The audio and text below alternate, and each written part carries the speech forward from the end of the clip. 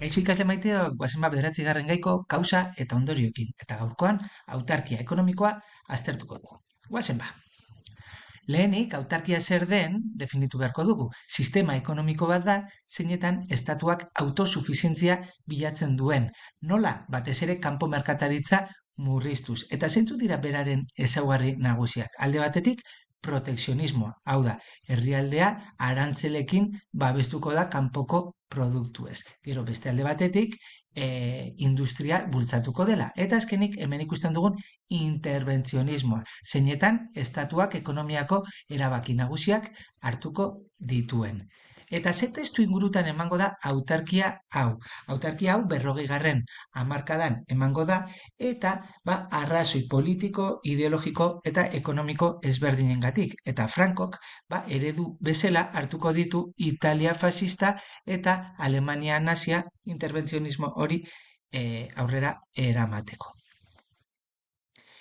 Ze gertatuko da Bigarren Mundu Gerran zehar. Hasieran Espainia neutral mantenduko da, gero ez beligerantziara pasatuko da, eta berriz ere neutraltasunera bueltatuko da, Dibizio Urdina Espainiara bueltatuz. Baina, alere, Bigarren Mundu Gerra amaitzean, erabat isolaturik geldituko da Europan fasismoak garaituak izan zirelako, eta hemen ikusten dugun Marshall Planetik jartzen duela for European Recovery, izan ere, Amerikako Estatu Batuak aurrera eraman zuen plan ekonomikoa izan zen Europa berrera ikitzeko, eta hemendik kanpo gelditu zen, eta baita Amerikako Estatu Batuen aliantza militarretik kanpo ere. Gainera, Espainia erabat suntsituta gelditu zen, eta horregatik ekoizpen nazionala lehenetsi zuen Frankok importazioak mugituz. Lehen esan dugun protekzionismo hori, ez? Eta hemen ikusten dugun industriari emango zion bultzada frankismoak, bai? Zeren bitartez, lehenik lege bat sortuz, nazio intereseko industriak babesteko legea 1939an, eta gero baita ere Instituto Nacional de Industria sortuz 1951 urtean. Autarkiak emango zion Espainiari sekriulako geldialdi ekonomikoa. Eta geldialdi ekonomikoa hau gainera 50. hamarkadaraino luzatuko zen. Hamarkada osoan zehar ere krisia mantendu baitzen. Guazen ondorioekin.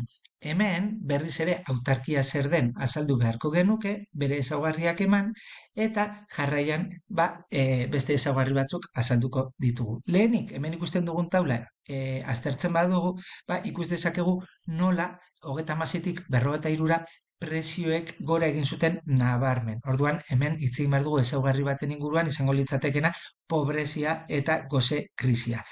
Oinarrizko ondasunak falta zirelako, gauza asko falta ziren, eta horretarako hemen bigarren argazkian ikusten dugun errazionamendua ezarri zen.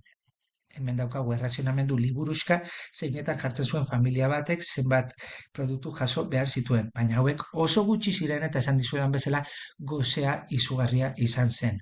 Gainera, frankismoak nekazaritza politika okerrak eraman zituen aurrera, oso nekazaritza atzeratua zeukan, oso produktibitate baxuarekin, eta honek elikagaien eskazia are gehiago areagotu egingo zuen. Hemen ikus dezakezue nola prezioek gora egin zuten nabarmen, eta inflazio hau ez zuela jakin estatuak kontrolatzen. Honek ekarri zuena zen jendearen erosahalmena nabarmen jeistea. Honek zer ekarriko zuen, alde batetik langabezia igotzea, produktibitatea jeistea, eta merkatu beltza zabaltzea. Merkatu beltza honekin gutxi batzuk ikaragarri aberastu zirelarik. Hau da, autarkia erabateko porrota izan zen, eta geldialdi ekonomiko izugarria ekarriko zion Espainiari, eta hau, 50. hamarkadara arte luzatuko zen. Noiz arte, Espainiak nazioarteko onarpena lortu zuen arte, 1953 urtean. Naiz eta hasiera batean oraindik ondorio ekonomiko hoiek luzatuko ziren 60. hamarkadaren hasiera arte ere.